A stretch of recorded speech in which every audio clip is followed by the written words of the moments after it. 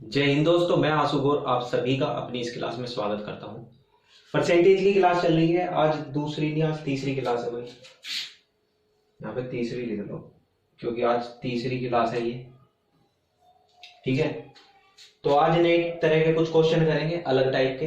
तो स्टार्ट करते हैं। बस पहला सवाल देखिए क्या है।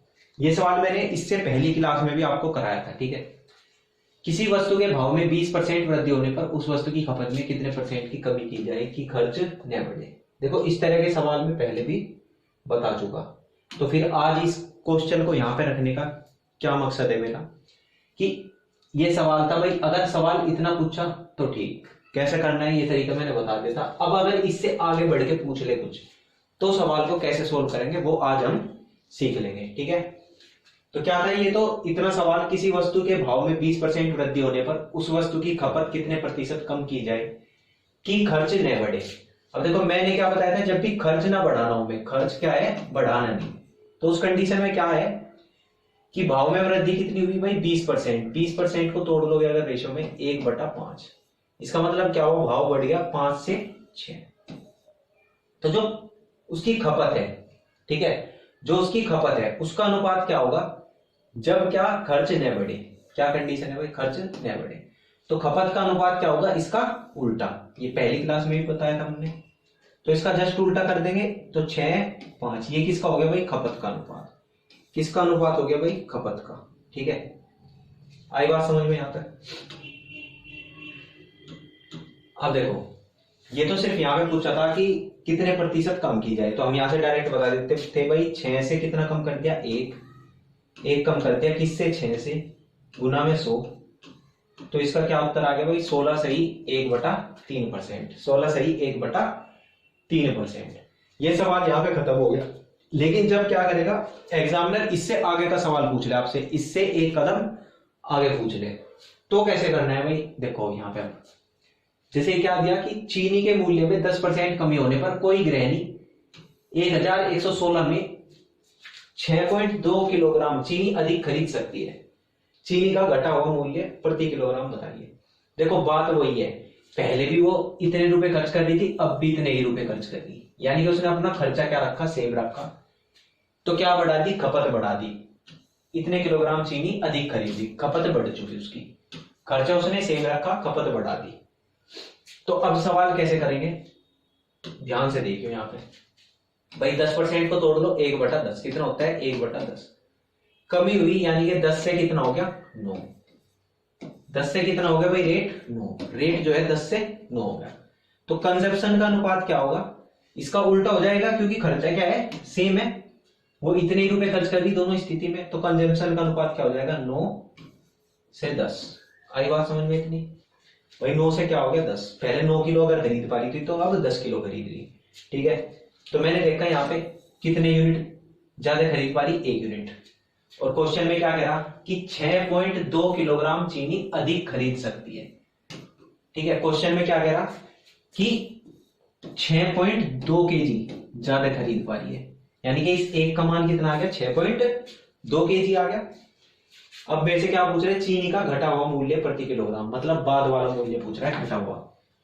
तो ये देखो, एक का मान 6.2 है, तो इस 10 का मान कितना आ जाएगा भाई, गुना कर देंगे इसमें 10 की, तो कितना आ गया, 62 किलो। यानी कि अब वो गृहिणी 62 किलो चीनी खरीद पा रही।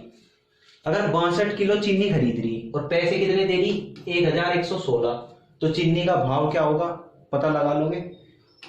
पता लगाने में कोई बड़ी बात नहीं। अब देखो, 1116 बटे में क्या कर दोगे, 62, चीनी का भाव आ जाएगा, मूल्य काट दोगे इससे, 2 से या 4 से काट दो, 4 ही कम 4, 4 दूनी और 4 दिया 12, इसे काट दोगे 4 से, 4 दूनी 8, बच गया 3, 4 7 28 और 4 9 36, 13 दूनी 26, कटेगा नहीं, ये तो पॉइंट में आ रहा क्या, मूल्य प्रति किलोग्राम क्या होगा, 4 ही कम 4। अच्छा, ये 4 से ही नहीं कटा, ये गलत हो गया भाई थोड़ा सा, 1 मिनट दोबारा से कर लो इसे। 62, 2 से काट दो इसे, 2 3 6, 2 ही कम 2। ठीक है, 2 से काटोगे 2 पंजे 10, 2 पंजे 10 और 2 अटे 16। अब 31 से डायरेक्ट काटना पड़ेगा, 31 ही कम 31, 31 दूनी 62 होता है भाई। ठीक, कितना बच गया यहाँ पे भाई 25 24, कितना बच गया 248, तो 3 8 24, 8 पर क्या है पूरा पूरा कट जाएगा, तो क्या आ गया भाई आंसर हमारा 18 रुपए पर केजी। इतनी बात आई समझ में, चीनी का भाव क्या आ गया भाई 18 रुपए पर केजी। ठीक है, क्वेश्चन आया समझ में कैसे किया भाई। देखो खपत कितनी बढ़ेगी उसकी, 1 यूनिट, 1 यूनिट का मान 6.2 किलोग्राम, तो 10 यूनिट का मान 62 किलोग्राम। अब अगर वो 62 किलो चीनी खरीद रही, पैसे दे रही 1116, तो चीनी का भाव निकाल लोगे, कोई बड़ी बात नहीं है। ठीक है, आई बात समझ में। तो भाई ये सवाल जस्ट उससे आगे का है। अब देखो अगला सवाल बिल्कुल इसी तरह का सवाल है, अच्छे से समझ में आ जाएगा आपके कॉन्सेप्ट आज ही।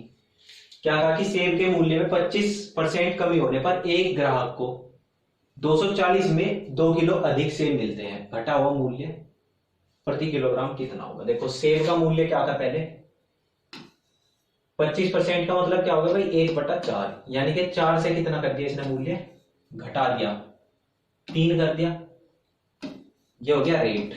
ठीक है, कंजम्पशन पे क्या फर्क पड़ेगा, इसका उल्टा कर दोगे, 3 से 4 होगी, कितने यूनिट बढ़ेगी 1 यूनिट। क्वेश्चन में क्या कह रहा, कितने, क्वेश्चन में कह रहा 2 किलो अधिक खरीद पा रहा, कितना ज्यादा खरीद पा रहा 2 किलो, तो 1 यूनिट का मान कितना आ गया भाई 2 केजी।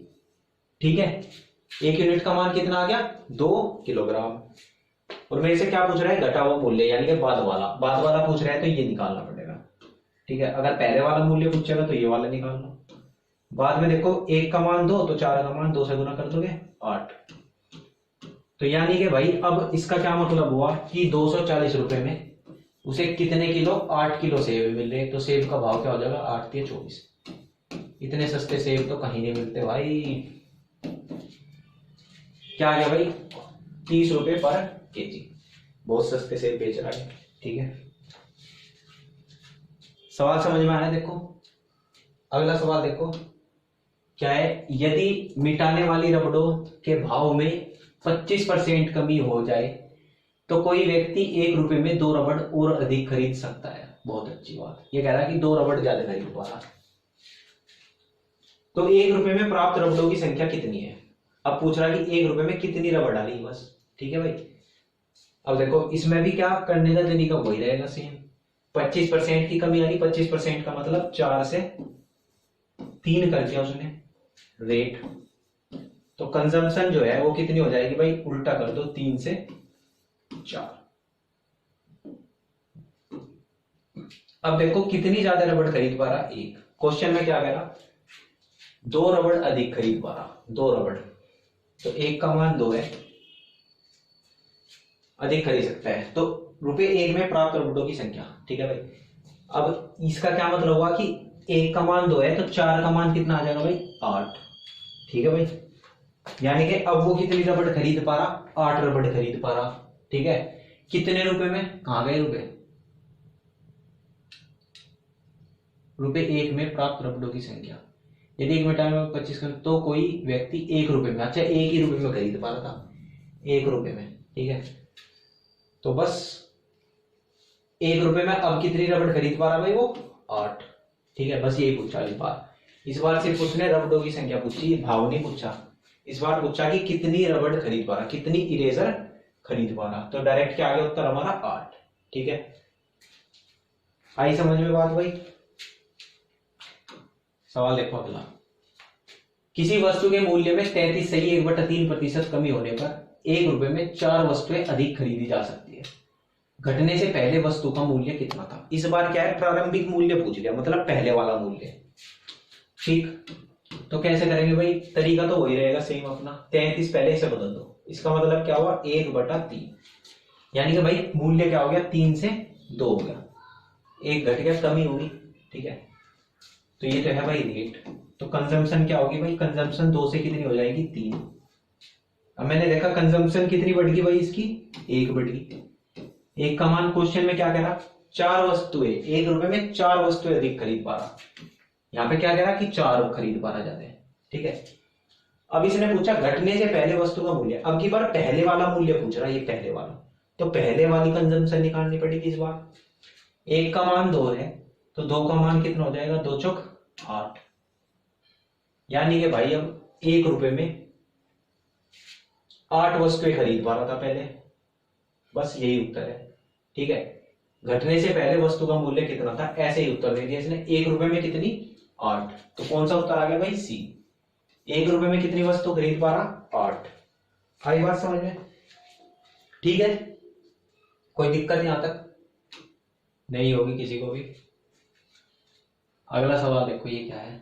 ओके ठीक है भाई, तो ये सारे सवाल थे इसी टाइप के कंजम्पशन वाले, ये सब हो चुके। ठीक है, अब इसमें तो कोई सवाल बचा नहीं। अब ये देखो, ये सवाल है मिक्सचर वाले। जो मिक्सचर वाले सवाल आते हैं ना पेपर में, मिक्स करना आवे चीजों को। अब ये कैसे करेंगे, देखो यहां से देखो, ये भी ध्यान से। ठीक है, क्या कह रहा है, 50 किलोग्राम शीशे व टीन के मिश्रण में 60 किलोग्राम शीशा है। इस मिश्रण में कितना शीशा मिलाने पर बने मिश्रण में 75% शीशा हो जाएगा। देखो एक चीज, इसे इन सवालों को करने के लिए तुम्हें एक चीज समझनी पड़ेगी। एक होता है एलिगेशन मेथड, है क्या, एलिगेशन। ठीक, हर चैप्टर में लगा सकते हैं उसको, एवरेज में, रेशो में, ठीक है, परसेंटेज में, इन सब में हम क्या करते हैं, इसका यूज करते हैं। ठीक, जो रेशियो वाला चैप्टर पढ़ाया था मैंने, उसमें भी समझाया था एलिगेशन कैसे लगाते हैं। अब दोबारा बता रहा हूं, देखो एलिगेशन लगाते कैसे हैं, ध्यान से समझना। जब भी हम परसेंटेज पे एलिगेशन लगाएंगे, किस पे, परसेंटेज पे, तो क्या आएगा, देखो यहाँ पे पहले वाला जैसे सीसा और टीन, यहाँ पे क्या है, लेड, सीसा एल, दूसरा क्या है, टीन, टी। ठीक है, सीसे व लेड के मिश्रण में 60% सीसा है। सीसा, लेड कितना है परसेंटेज में, 60। इस मिश्रण में कितने परसेंट सीसा मिलाने पर, इस मिश्रण में कितना सीसा मिलाने पर मिश्रण में 75% सीसा हो जाएगा। देखो अगर इसमें 60% क्या है, सीसा है, तो जो बाकी बचा, टोटल कितना होता है 100, तो जो बाकी बचा 60 में से 100 में से 60 गया, बचा कितना, 40। तो 40% क्या है, टीन है। इतनी बात आई समझ में? अगर मिश्रण में 60% लेड है, तो जो बाकी बचा 40% वो क्या है, टीन है। ठीक, अब हमें मिश्रण जो बनाना है, उस मिश्रण में क्या होना चाहिए, 75% शीशा हो जाए। कितना चाहिए बस भाई, 75% शीशा। ठीक, तो पूछ रहे हैं कितना शीशा मिलाए कि मिश्रण में 75% शीशा हो जाए। तो जब भी हम एलिगेशन लगाएंगे, वो सेम चीज पे लगाएंगे, या तो तुम लेड पे लगा दो, या फिर टीन पे लगा दो। ठीक है, या तो भाई लेड पे लगा दो या फिर टीन पे। अब जैसे मैं इस क्वेश्चन में लेड पे लगा रहा हूँ एलिगेशन, कैसे लगेगा भाई, पहले वाले मिश्रण में, मिक्सचर 1 में कितना था भाई, 60%। अब ये कह रहा है इसमें दूसरी चीज मिला रहा है, और रिजल्ट जो है, दोनों का रिजल्ट वो बीच में रखना है। रिजल्ट क्या है कि 75% चाहिए हमें। रिजल्ट क्या है कि लेड कितना चाहिए, 75%। अब दूसरा जो मिक्सचर है वो क्या मिला रहा है भाई, इसमें, इस मिश्रण में सीसा मिला रहा, क्या मिला रहा, सीसा। अब जब पूरा ही मिक्सचर शीशे का है, शीशा ही तो डालना हो इसमें, तो शीशे में तो शीशा 100% होगा, तो यहाँ पे क्या ले लेंगे, 100%, ये 60%। रिजल्ट क्या चाहिए हमें, 75%। आई बात समझ में? अब क्या करोगे, इन दोनों का अंतर इधर रख दो भाई, इसका अंतर आ गया 15, और इन दोनों का अंतर यहाँ पे रख दो 25। अब इसे काट दो भाई, क्या कट गया, 5 पंजे 25, 5 के 15। ठीक है, तो जो ये रेशो आया, ये रेशो किसका आएगा भाई, ये रेशो आएगा तुम्हारा क्वांटिटी का। किसका भाई, क्वांटिटी का। समझ में आई बात? किसका रेशो आएगा, क्वांटिटी का। ये जो क्वांटिटी है मिक्सचर 1 की तो 5 और इसकी 3 होनी चाहिए। ठीक है, मिक्सचर की 5 और इसकी कितनी होनी चाहिए, 3। ठीक, अब देखो इसमें 5 का मान इसने क्या दे रखा कि मिक्सचर कितना था भाई, 50 किलो। मिक्सचर कितना था, 50 किलो, तो 5 का मान कितना है, 50।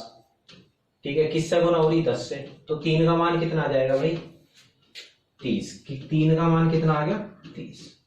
ठीक है, तो कितने किलोग्राम लेड उसमें मिलाना पड़ेगा, सीसा 30 किलोग्राम। क्या आ गया भाई, 30 किलोग्राम।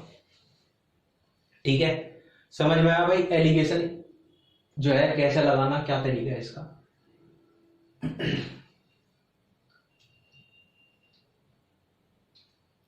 देखो अगला सवाल, यदि 7% लवण में 12 लीटर घोल को उबालकर 4 लीटर पानी को वाष्पित कर दिया जाए, तो शेष बचे घोल में लवण का प्रतिशत कितना है। ठीक है, सवाल देखो, सवाल क्या पूछ रहा, फिर से वही मिश्रण मुश्रण का है। ठीक है, जब भी ये होंगे सवाल करने कैसे हैं, या तो इसमें एलिगेशन लगाएगा, इसमें तो लगेगा नहीं इस क्वेश्चन में, या तो ये एलिगेशन से होंगे या डायरेक्ट आपको वैल्यू निकालनी पड़ेगी। अब देखो ये क्वेश्चन कैसा कह रहा कि यदि 7% लवण वाले 12 लीटर घोल को उबालकर 4 लीटर पानी को उड़ा दिया गया। ठीक है, घोल कितना था भाई 12 लीटर। ठीक है, इसमें कितने परसेंट लवण था, लवण मतलब नमक, इसमें भाई 7% था लवण। अब इसने क्या करा, इसमें 12 लीटर, ये कितना था भाई 12 लीटर।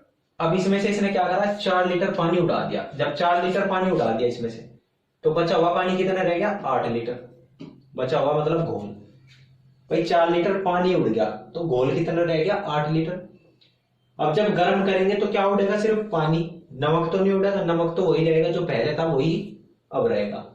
फिर क्या पूछ रहा मेरे से, तो शेष बचे घोल में लवण का प्रतिशत। अब देखो नमक जो है, लवण है, वो चेंज नहीं होगा, जितना पहले था उतना ही अब रहेगा। अब 12 लीटर में 7% लवण है, तो 12 का 7% निकाल लो, 12 से कितना आ गया 84, तो कितना आ गया भाई 0.84, कितना आ गया 0.84। ठीक, अब उड़ाया क्या हमने, पानी, तो लवण जो है वो इस मिश्रण में भी कितना रहेगा, इस घोल में भी 0.84 ही रहेगा, लवण तो नहीं बदलेगा। अब जब लवण बदला ही नहीं, तो यानी कि 8 लीटर में 0.84 लीटर क्या है, लवण है। परसेंटेज में पूछ रहा तो परसेंटेज में बदल लो इसे, भाई ये बट्टे में आ जाएगा, गुना में 100, तो कितने प्रतिशत आ गया, ये पॉइंट हटाओ और ये 2 जीरो हटेगी यहां से। अब 8 से काट दो इसे, 4 दूनी 8, 4 दूनी 8, 4 एकम 4, कितना आ गया भाई 21 का 10, 10.5, कितना आ गया 10.5%। ठीक है, ऑप्शन नंबर ए। तो नए घोल में जो लवण की मात्रा है वो कितनी है, 10.5%। आई बात समझ में। अगला सवाल देखो क्या कह रहा, 50% अम्लीय 9 लीटर द्रव में कितना पानी मिलाया जाए कि अम्ल की सांद्रता 30% रह जाए। अब देखो ये सवाल फिर से एलिगेशन लगा के करना पड़ेगा, क्यों, क्योंकि यहाँ पे जो रिजल्ट है, देखो मिलाने के बाद जो रिजल्ट आया वो क्या है, 30% चाहिए हमें। ठीक, अब पहले वाले घोल में कितना है 50%, तो पहले वाले घोल में तो है 50% अम्ल, और रिजल्ट क्या चाहिए हमें 30%। रिजल्ट हमेशा बीच में रखना भाई, ठीक है। उसके बाद क्या करें, द्रव में कितना पानी मिलाया जाए कि अम्ल की सांद्रता 30% हो जाए। अब जब इसमें पानी डालना, हमें क्या डालना, पानी। एक बार बताओ पानी में कितने परसेंट अम्ल होता है, पानी में क्या होता है 0, पानी में अम्ल होता ही नहीं, तो इसलिए पानी में क्या लगाएंगे हम 0% अम्ल। भाई पानी में तो 100 के 100% क्या है, पानी है, अम्ल तो है ही नहीं। तो पहले वाले में 50% अम्ल, दूसरे और रिजल्ट चाहिए हमें 30%, तो यहाँ पे 0% डलेगा पानी से। एलिगेशन लगा दो, इसका अंतर कितना आ गया 20, इसका अंतर आ गया 30, काट दो 0 से 0, कितना आ गया भाई 3:2। ठीक है, पहले वाले मिश्रण में कितना था 50% अम्ल था,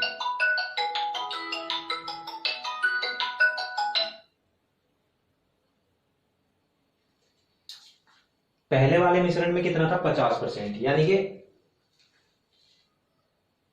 सॉरी फोन आ रहा ना बीच में, सब डिस्टर्ब हो गया। पहले वाला मिश्रण कितना था 9 लीटर, तो 3 का मान कितना है 9, तो 2 का मान कितना होगा, 3 से गुना हो रखिए, 3 दूनी 6, कितना आ गया भाई 6 लीटर। आई बात समझ।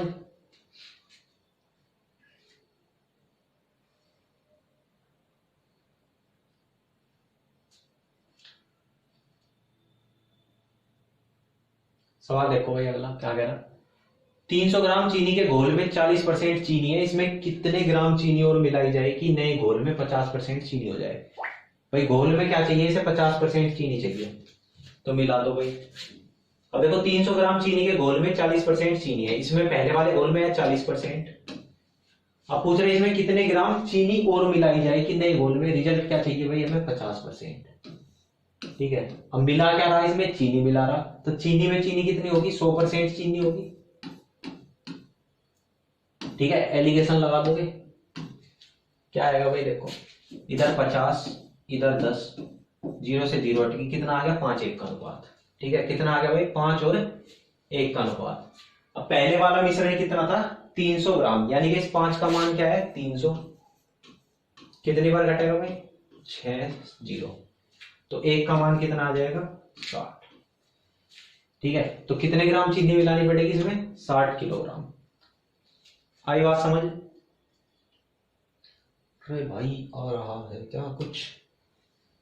अगला सवाल देखो क्या कह रहा, 3 लीटर चीनी के घोल में 40% चीनी है, इस घोल में 1 लीटर पानी मिलाए जाने पर नए घोल में कितने प्रतिशत चीनी होगी। ठीक है, अब की बार परसेंटेज पूछ रहा है कि नए घोल में जो दोनों को मिला दिया, मिलाने के बाद जो नया घोल बना उसमें कितने परसेंट चीनी होगी।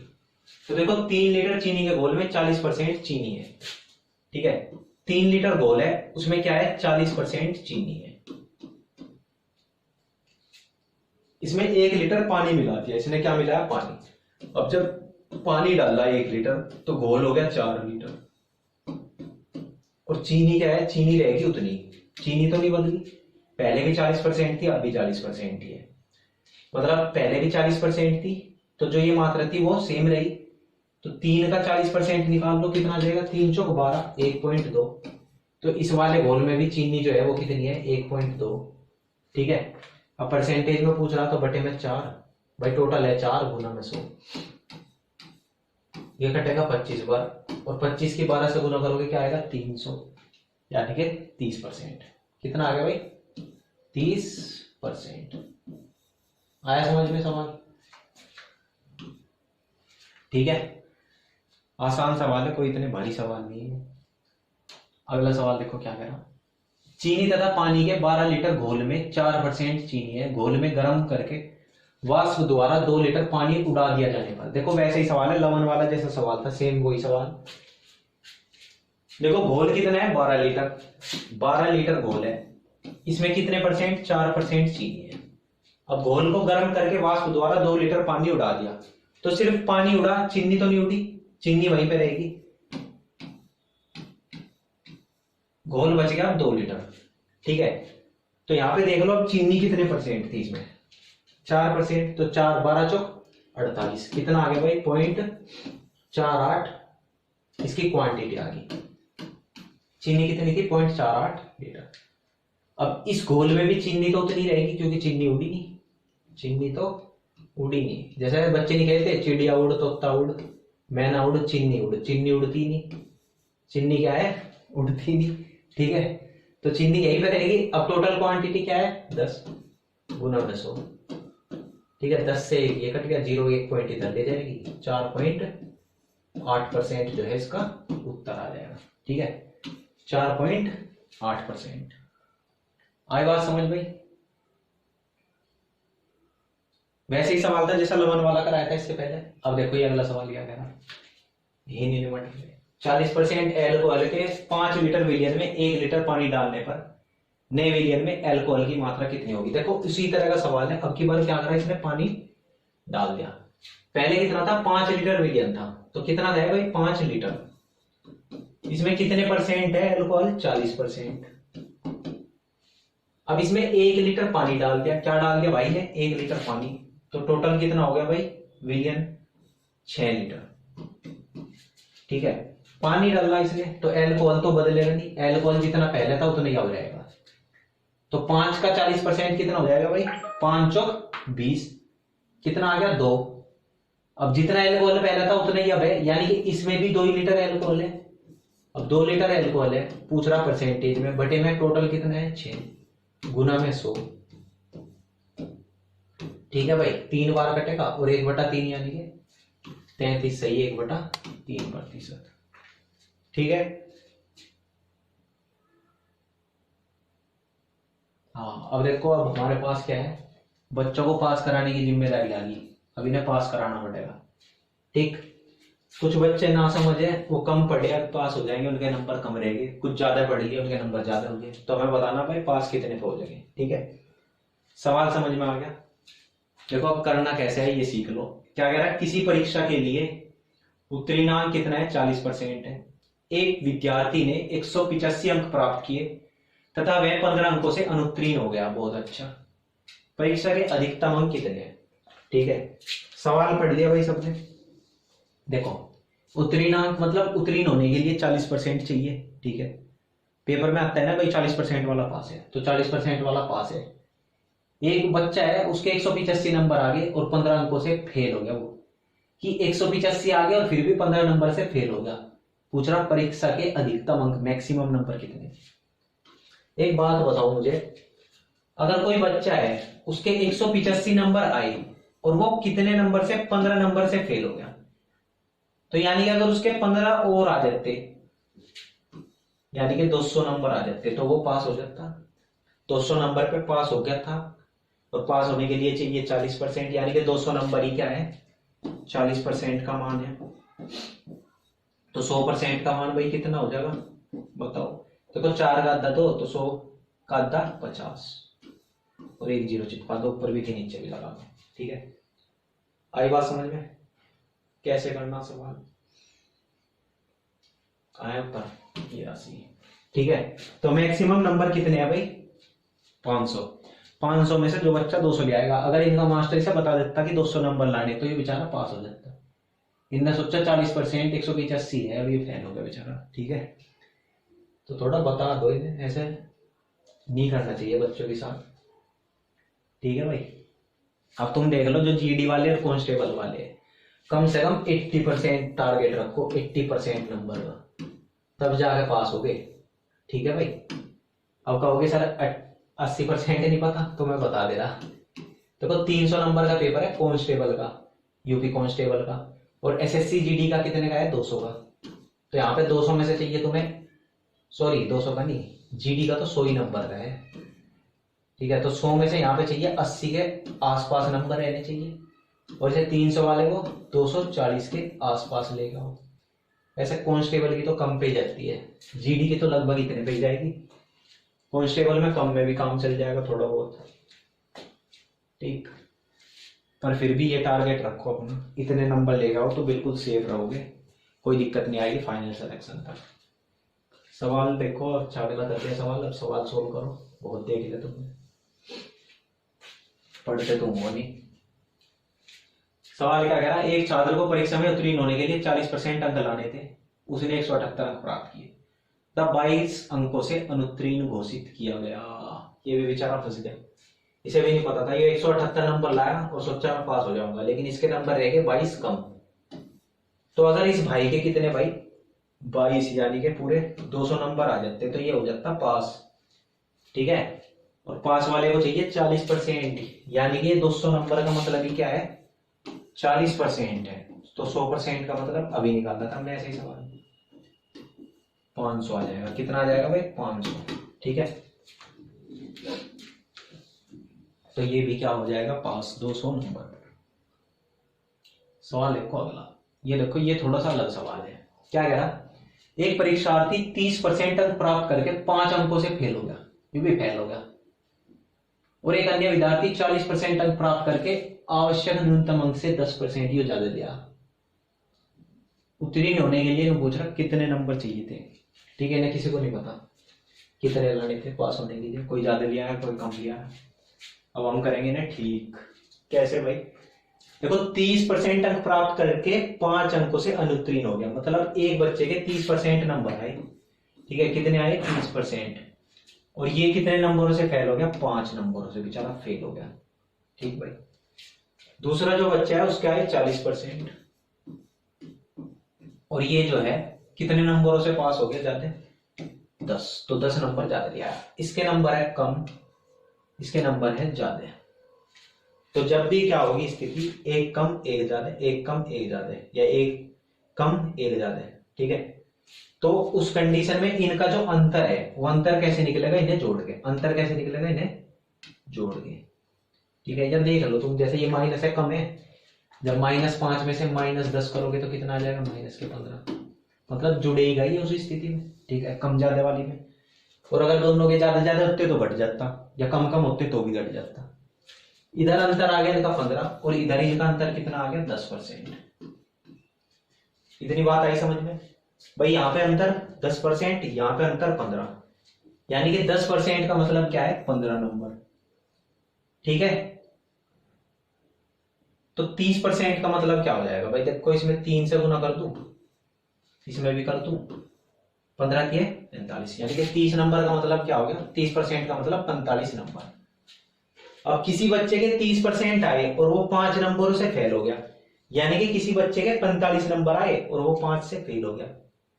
समझ रहे बात को? तो 5 नंबर और आ जाते ना बेचारे के, तो पास हो गया था बस ये। तो कितने नंबर वाला पास है भाई, 50 नंबर वाला, यही हमारे से पूछ रहा था। ठीक है, इतनी बात आई समझ में? अरे आगे क्या, दिमाग को खोल के बैठे करो तभी समझ में आएगी बात। और फोन रख दो, अच्छा फोन से तो पढ़ी है तुम, ठीक है, पेन कॉपी लेके बैठे करो। ठीक है, अगला सवाल देखो क्या कहा। एक परीक्षार्थी ने 30% अंक प्राप्त किए तथा वह 108 अंकों से फेल हो गया। दूसरे परीक्षार्थी ने 52% अंक प्राप्त किए तथा वह उत्तीर्ण होने के लिए आवश्यक अंकों से 24 नंबर अधिक लिया। और ये 30% वाला 108 नंबर, तो बहुत नंबरों से फेल हो गया, इसे पता ही नहीं था कुछ। ठीक है भाई, देखो एक बच्चे का है 30% और ये कितने नंबरों से फेल हो गया, 108 नंबरों से फेल हो गया, यानी कि 108 नंबर कम रह गए बेचारे के। दूसरे के आए 52% और ये भाई जो है 24 नंबर फालतू लेकर आ गया। कितने ज्यादा लेकर आ गए, 24। तो अंतर देखोगे भाई, अभी बताया जो वही समझो।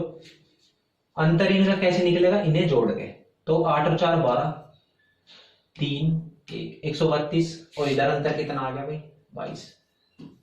तो 22% का मतलब क्या है, 132।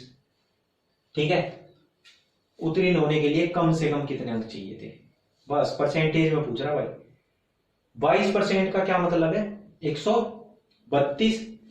तो अभी आप किसी से भी निकाल लो, या तो 108 को बदल लो या 24 को बदल लो, परसेंटेज में किसी को भी बदल लो। देखो 22% का या 132 नंबर का मतलब 22%, तो 24 नंबर का मतलब कितना होगा, 24 कैसे बनेगा, इससे भाग कर दो इसे बस, ऐसे निकाल लो, वरना जैसे 132 का मतलब 22%, तो 24 का मतलब क्या हो जाएगा, 22/132 गुना में 24, 12 दूनी 24, 12 एकम 12, 2 दूनी 4, 4%। क्या हो गया भाई इसका मतलब, 4%। 24 नंबर का मतलब है 4%। तो इस बच्चे के 24 नंबर ज्यादा है, मतलब 4% ज्यादा आगे। 24 नंबर मतलब 4% ज्यादा आगे। तो 52% की जगह से कितने चाहिए थे पास होने के लिए, बस भाई 4% ज्यादा आगे ना, 4 घटा दो, 48%। 48% पे क्या हो जाता है, ये पास हो जाता है, ये लिया 4% फालतू। तो क्या है भाई इसका सही जवाब, 48%। ठीक है, तो आज हमने 3 टाइप के सवाल कर लिए, एक तो ये नंबर वाले, एक मिश्रण वाले और एक खपत वाले, खर्चा और खपत। तीनों टाइप के सवाल आज की क्लास में हमने खत्म कर दिए। ठीक है, इनकी प्रैक्टिस करना घर पे बैठ के। ठीक है, और अगली क्लास में हम कुछ नया सीखेंगे, परसेंटेज ही चलेगा अभी क्योंकि बड़ा टॉपिक है। ठीक है, जय हिंद, धन्यवाद, आज के लिए इतना ही।